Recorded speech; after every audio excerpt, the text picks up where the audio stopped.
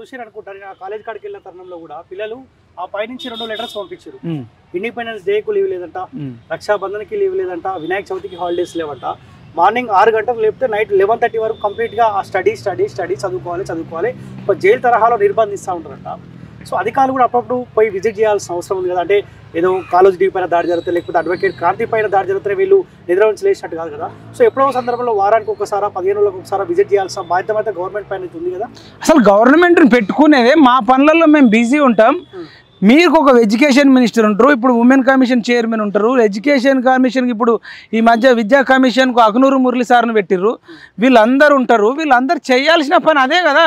వాళ్ళ డ్యూటీ వ్యవస్థను సక్రమంగా నడపడానికి ప్రభుత్వాన్ని ఏర్పాటు చేసుకుంటాం. ఏదన్నా తప్పులు జరిగితే నిలదీయండి అని ప్రతిపక్షాన్ని పెట్టుకుంటాం. ప్రతిపక్షమోడు అంతే తయారైండు, అధికార పక్షమోడు అంతే తయారైండు. ఇప్పుడు ఈయన భావోద్వేగం అని మీ స్పీచ్ అయితే ఇచ్చిండు. డిఎస్సి ఫలితాల విడుదల సందర్భంగా అభ్యర్థుల కుటుంబాల్లో దసరాకు ముందుగా పండగ అని వ్యాఖ్య. సరే ఇలా టీచర్ జాబ్ వచ్చిన వాళ్ళకి జాబ్ ఇస్తే పండగనే. మరి ఇలా శ్రీ చైతన్యంలో కానీ ప్రైవేట్లో చదువుతున్న పిల్లలకు పండగ ఉండాలని వద్దా? పండగకు సెలవులు లేవట. ఈ పాపిష్టి చదువులు ఏందండి, అకాడమిక్ చదువులు ఏందండి, బలవంతంగా రుద్దడం ఏందండి? సీఎం గారు మీరేం చేస్తూ ఉన్నారు? మీరు బంజారా హిల్స్ దగ్గరనే మాదాపూర్కు మీరు కొరడా విధించాల్సిన బాధ్యత ఉందా లేదా? ఈ బలవంతం చదువులేంది? 8 గంటలు చదువుడే లేబర్ పని చేసే వాళ్ళకే మన చట్టాల ప్రకారం 8 గంటల కంటే ఎక్కువ పని చేయరు. 8 గంటల కంటే ఎక్కువ చదవాల్సిన అవసరమే ఉంది.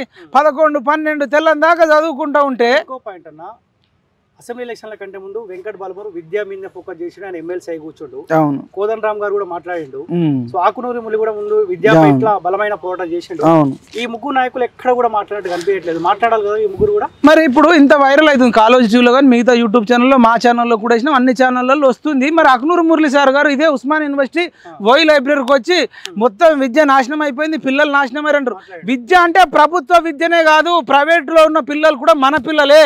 ప్రభుత్వ పాఠశాలలు కానీ ప్రభుత్వ కాలేజీలు కానీ ధ్వంసం అవ్వడం వల్ల ఇక్కడ నమ్మకం లేక ప్రైవేట్లు వేసుకున్నారు.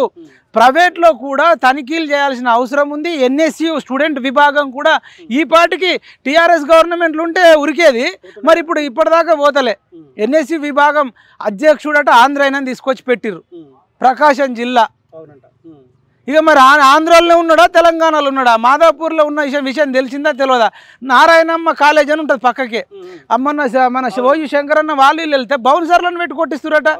అంటే ఇలా ప్రైవేట్ కాలేజీలలో బౌన్సర్లను పెడుతుర్రు. అంటే వాళ్ళు ఏం తప్పు చేయకపోతే బౌన్సర్లను ఎందుకు పెడుతుర్రు అని మేము ప్రశ్నిస్తున్నాం. మేము ప్రశ్నించేదాకా రేవంత్ రెడ్డి గారు నిద్రపోతుర్రా?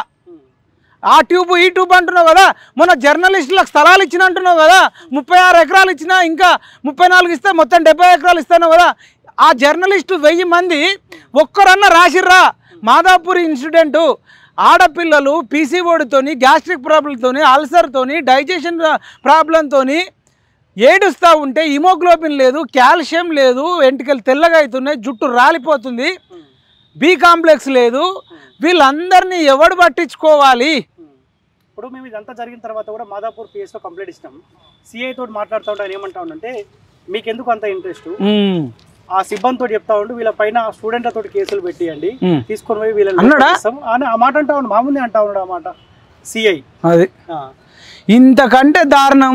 ఇక మన ఇంతకంటే ఒక సిఐ తప్పు చేసినోడి మీద పనిష్మెంట్ ఇవ్వాల్సిన సిఐ పోలీస్ శాఖ రక్షణ నిలయం, రక్షక భట నిలయం, రక్షణ భటక నిలయం, అదేంది రక్షక భటుల నిలయం లేదంటే రక్షణ నిలయం అంటారు. రక్షించాల్సిన మీరే రక్షించడానికి వచ్చిన వాళ్ళ మీద వాళ్ళని పనిష్మెంట్ ఇస్తా అంటే ఇన్ని రోజులు ఇట్లనే సాగుతుందండి. ఇప్పుడు నాకు అర్థమైంది ఏంటంటే శ్రీ చైతన్యుడు, నారాయణుడు పోలీసు వాళ్ళని మేనేజ్ చేస్తారు, ఈ ఎవడన్నా స్టూడెంట్ వింగ్లలో కూడా కొద్దిమంది డబ్బులు తెచ్చుకుంటారు. వీళ్ళు 2 రోజులు టామ్ చేస్తారు, వీళ్ళు సైలెంట్ అవుతారు. కుల సంఘం వాళ్ళు కూడా కొందరు పోతారు, అడగంగానే మీకు ఏం కావాలో చెప్పండి అనడం, వాళ్ళకి గిఫ్ట్లో ఏదో ఇవ్వడం, వాడిని మేనేజ్ చేయడం. ఇక ప్రతిపక్షమోడికి మేనేజ్ చేయడం, అధికార పక్షమోని మేనేజ్ చేయడం, టోటల్ ఎంటైర్ వ్యవస్థను మేనేజ్ చేసిర్రు. నేను అంటున్న తల్లిదండ్రులకు కూడా బుద్ధి, జ్ఞానం, సిగ్గు, లజ్జ, కిడ్నీ, లివరు, ఆటు బీటు ఉంటే కనీసం మా యూట్యూబ్ ఛానళ్లకు మాకు సపోర్ట్ చేయండి అయ్యా. మీరు సపోర్ట్ చేస్తే మీ పిల్లల్ని రక్షిస్తాం. మీరు తల్లిదండ్రులేమో సపోర్ట్ చేయరు, వాళ్ళేమో టీనేజ్ పిల్లలు, వాళ్ళకి సెల్ ఫోన్ ఇయ్యరు, వాళ్ళని బంధిస్తారు, వాళ్ళ పేరు చెప్తే వాళ్ళని టార్చర్ పెడతారు. మరి తల్లిదండ్రులు కూడా సైలెంట్గా మౌనంగా ఉంటే వైలెన్స్ చేసినోడే క్రిమినల్ కాదు, సైలెన్స్గా ఉన్నోడు కూడా క్రిమినలే. కాబట్టి ఈ శ్రీ చైతన్య ఈ నారాయణలో కూడా ఎవరెవరైతే తల్లిదండ్రులు ఇంకా ప్రైవేట్ కాలేజీలు ఎటువంటి ఫెసిలిటీస్ లేకుండా సౌకర్యాలు లేకుండా రూల్స్కు విరుద్ధంగా నడిపే దాంట్లో ఎవరెవరైతే తల్లిదండ్రులు వేసిర్రో వాళ్ళందరూ రండి. ఇన్ని రోజులు కుల సంఘాల మీద మరి సభలు జరిగినాయి, సమావేశాలు జరిగినాయి, మతం మీద జరిగినాయి, ప్రాంతం మీద జరిగినాయి. ఫస్ట్ టైం విద్య మీద జరగాలి అంటే తల్లిదండ్రులు ఎవరైతే పిల్లలు ఉన్న తల్లిదండ్రులు అందరూ కూడా వచ్చి ఎట్లా దిద్దుకుందామని మీరు రాకపోతే అనేక మంది పిల్లలు ఆత్మహత్యలు చేసుకుంటారు. కొందరు మానసికంగా కూడా పిచ్చోళ్ళే వాళ్ళని వాళ్ళే కొట్టుకుంటారట. ఇదే శేషు సినిమాలో రాజశేఖర్ను కదా బంధించి గొలుసులేసి కొట్టించినట్టుంది పరిస్థితి. ఇది చాలా దారుణం. తల్లిదండ్రులు కదిలి రండి. మీరు మనుషులైతే కదిలి రండి. మీ పిల్లలు ప్రమాదంలో ఉన్నారు. వాళ్ళు ఏడ్చుకుంటా మీకు ఫోన్ చేస్తే ఏం కాదు నాన్న ఉండండి. ఈ బుదిరికించుడు బంద్ చేయండి. పిల్లలు చెప్పేది వినండి. వాడు చదవకపోయినా ఏం కాదు, కానీ మీరు ఆ అడ్డమైన కాలేజీలో లేచి వాళ్ళని నాశనం చేయకండి. ఒక మాట, ఈ మాఫియా తోటి అన్ని పార్టీ వాళ్ళకి సంబంధాలు ఉంది. సో నేరెళ్ల శారద గారు ఉమెన్ కమిషన్ చైర్మన్ ఎవరైతే ఉన్నారో ఈమె స్వచ్ఛందంగా పనిచేసుకునే అవకాశం ఉంటుందని మీరు అనుకుంటారా? ఇప్పుడు ఆమె ఉండనియరు, మళ్ళీ ఆమెకు అపరిమితమైన అధికారాలు ఉండవు. ఇప్పుడు ఉమెన్స్ కమిషన్ చైర్మన్ అండి. మహిళలు విద్యార్థినులు చదువుకునే దాంట్లో మేడం పోయింది. మరి మగ పోరగాళ్ళు చదువుకునే దాంట్లో మరి ఎవడు పోవాలి? ఇప్పుడు ప్రాణం అమ్మాయిదైనా ప్రాణమే, అబ్బాయిదైనా ప్రాణమే. మరి అబ్బాయిలు ఇంటర్మీడియట్ చేస్తూ ఉన్నారు. ఇంకేందంటే శ్రీ చైతన్య కాలేజీలు కాక స్కూళ్ళు కూడా ఉన్నాయి, అందులో కూడా అబ్బాయిలు ఉన్నారు. మరి వాళ్ళ పరిస్థితి ఏంది? లాంగ్ టర్మ్ కోచింగ్ తీసుకునేటోళ్ళు ఉన్నారు, వాళ్ళ పరిస్థితి ఏంది? అందుకనే మినిస్టర్ సరిగ్గా ఉండాలి, ముఖ్యమంత్రి సీరియస్గా ఉంటేనే ఏమన్నా ముందుకు పోతుంది. లేకపోతే శ్రీ చైతన్యుడు మొత్తం పోలీసు వాళ్ళని మేనేజ్ చేస్తూ ఉన్నాడు, విద్యార్థి సంఘాలను, కుల సంఘాలను, ప్రతిపక్షాలను మేనేజ్ చేస్తుండు.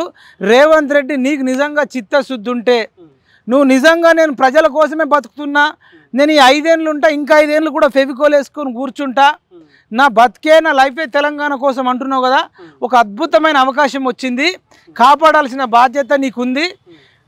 మీరు ఇంకా ఉటావుటిన ప్రభుత్వానికి సంబంధించిన ఇంటర్మీడియట్ విద్యను కానీ, ప్రభుత్వానికి సంబంధించిన స్కూల్ ఎడ్యుకేషన్, అది ప్రైమరీ స్కూల్ కానీ హైయర్ ఎడ్యుకేషన్ కానీ బలోపేతం చేస్తూ మన దగ్గరనే 100% గవర్నమెంట్లోనే చదువుకునేటట్టు చేయండి. ఎవడన్నా కోటీశ్వర్లు ఉంటే వాళ్ళు చదివించుకొని వాడేమన్నా చేసుకొని, కానీ 90% గవర్నమెంట్లోనే ఉండేటట్టు అన్ని రకాల ఫెసిలిటీస్ ఇచ్చేటట్టు రేపు విద్యను కనుక మీరు బలోపేతం చేస్తే మీకు తిరుగులేదు.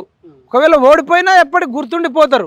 లేదు నేను అందరు ముఖ్యమంత్రులు లెక్కనే, రాజశేఖర్ రెడ్డి లెక్క, చంద్రబాబు నాయుడు లెక్క, రోషయ్య, కిరణ్ కుమార్ రెడ్డి, కోట్ల విజయభాస్కర్ రెడ్డి, కేబీఆర్ పార్కు పేరుందైన పేరు ఏం పేరు కేబీఆర్, ఇట్లా వీళ్ళందరి లెక్క నేను మిగిలిపోతా అంటే ఓకే, కానీ అందరు అన్ని గమనిస్తూ ఉన్నారు. ఇప్పుడు దాడి చేసినట్లు కూడా ఆంధ్ర వాళ్ళు ఉన్నారు, తాగి వచ్చినారు గుండాలు. అయినా కాలేజీల కాడ సరే ఉమెన్స్ కాలేజ్, అది ఈ తాగొచ్చిన బ్యాచ్ గుండాలకి ఏం పన్నాడా కాలేజ్ దగ్గర? అదే వాళ్ళు చేసేదే అక్రమ దందా, అదొక వ్యాపారం అయింది. గంజాయి అమ్మేటోడు, గుట్కా అమ్మేటోడు ఎంత డేంజరు. ఈ ప్రైవేట్ విద్య ఇట్లా అడ్డగోలుగా ఏం ఫెసిలిటీస్ లేకుండా అమ్మేటోడు కూడా అంతే పాపం. కాబట్టి వాళ్ళు తప్పు చేస్తున్నారు. మనలాంటి యూట్యూబ్ ఛానల్లో ఏదైనా పోతే అడ్డుకోవడానికే పెట్టుకున్నారు. ఇంకొకటి మగవాళ్ళు అమ్మాయిల దాంట్లోకి వెళ్ళి బాత్రూమ్లు క్లీనింగ్ చేయడము అబ్బాయిలు వెళ్తున్నారట. మరి ఎవరిని పడితే వాడిని ఎట్లా అలో చేస్తారండి? ఇంత అరాచకాలు జరిగితే ఇప్పటిదాకా మరి సీతక్క మాట్లాడతలేదు, సబితా ఇంద్రారెడ్డి అక్క మాట్లాడతలేదు, గతంలో ఉన్న సునీత లక్ష్మారెడ్డి కమిషనర్ ఉండే ఆమె, మరి ఉమెన్ కమిషనర్ ఉండే ఆమె మాట్లాడతలేదు, ఆమె సత్యవతి రాథోడ్ ఉండే. వీళ్ళకి ఎవ్వరికి కూడా మహిళల మీద అమ్మాయిల మీద ప్రేమ ఉన్నట్టు పెద్దగా కనబడతలేదు. వాళ్ళకి కావాల్సింది రాజకీయమే అనిపిస్తుంది. మూసీని సుందరీకరణ చేసుడు తర్వాత ఇప్పుడు ఇంటర్మీడియట్ పిల్లలు విద్యార్థిని అమ్మాయిలను వాళ్ళ ఆరోగ్యాలు మంచిగా చేయండి. ఇవన్నీ పోయినట్టు పోను కూల్ చేయండి అంటే ఏది ఎప్పుడు చేయాలన్నది కూడా మీకు సోయలేదు. మీకు ప్రకృతి మీద చెరువుల మీద అంత ప్రేమ ఉంది కదా, మరి ఇంటర్మీడియట్ అమ్మాయిల మీద మీకు ప్రేమ లేదా? శ్రీ చైతన్యంలో చదివిన అమ్మాయిలు చచ్చిపోయినా సరేనా, రోగాలు వచ్చినా సరేనా, అలా హిమోగ్లోబిన్ లేకపోయినా సరేనా, కళ్ళందరూ కళ్ళద్దాలు వస్తున్నాయి. అంటే ఏ విటమిన్ లోపం వల్ల కండ్లద్దాలు వస్తున్నాయి, సి విటమిన్ లోపం వల్ల ఇమ్యూనిటీ పవర్ తక్కువ ఉంటుంది, కొందరు చచ్చిపోతూ ఉన్నారు, ఫైబర్ లేకపోవడం వల్ల gas problem, ulcer problem, constipation problem వస్తున్నాయి. వాళ్ళు మనుషులు జీవోత్సవం లాగా రోబోల్లాగా. ఇది ప్రైవేటు. గవర్నమెంట్లో కూడా కొన్ని సిద్దిపేటలో కానీ కొడంగల్లో కానీ కొన్ని ఏరియాల్లో కాంట్రాక్టర్కు బిల్లులు ఇవ్వకపోతే వాడు బాత్రూంలోకి లాకేసుకొని పోతే ఆడపిల్లలు యూరిన్ పోవాలన్నా బాత్రూమ్ పోవాలన్నా ఎక్కడికి పోతారు? గవర్నమెంటు అట్లనే మునిగింది, ప్రైవేటు ఇట్లనే మునిగింది. నువ్వు ఇంకేం సుందరీకరణ చేస్తావు, ఇంకేం ఉద్ధరిస్తావు? Okay. So anyway thank you so much అన్న. Thank you. ఉద్యమాన్ని చేయాలి, ముందు తీసుకెళ్లాల్సిన బాధ్యత మీ పైన కూడా ఉన్నది ఖచ్చితంగా. థ్యాంక్ యూ రాము. ఇదండి ఈ వీడియోని మాత్రం అందరికి షేర్ చేయండి. ఇది నా ఒక్కరిద్దరితో కాదు, కాలేజ్తోనో పిఎంఆర్టీతోనో కాదు, టోటల్ సోషల్ మీడియా యోధులతోనే అవుతుంది. మరి దీని మీద కంటిన్యూగా గొడవ చేయాల్సిందే, హైకోర్టు కూడా ఇన్వాల్వ్ అవ్వాల్సిందే. ఎట్లయితే హైడ్రా విషయంలో ఇన్వాల్వ్ అయ్యారో ఇంటర్మీడియట్ కానీ స్కూలింగ్ చదువుకునే ప్రతి దాంట్లో కూడా హైకోర్టు ఇన్వాల్వ్ కావాలి. అందరం కలిసి మంచి చేసుకోవాలి. ముఖ్యంగా తల్లిదండ్రులు బస్సులు వేసుకొని రావాలి హైదరాబాద్కు. మన నంబర్లు ఇవ్వండి, మనకు ఫోన్లు చేస్తే మనమే కాలోజీ టీవీ నుంచి ఒకటి, పిఎంఆర్ టీవీ నుంచి ఒక నంబరు డిస్ప్లే చేయండి. మన అందరం కలిసి పిల్లల్ని కాపాడుకుందాం అని తెలియజేస్తాం. Okay. Thank you so much అన్న.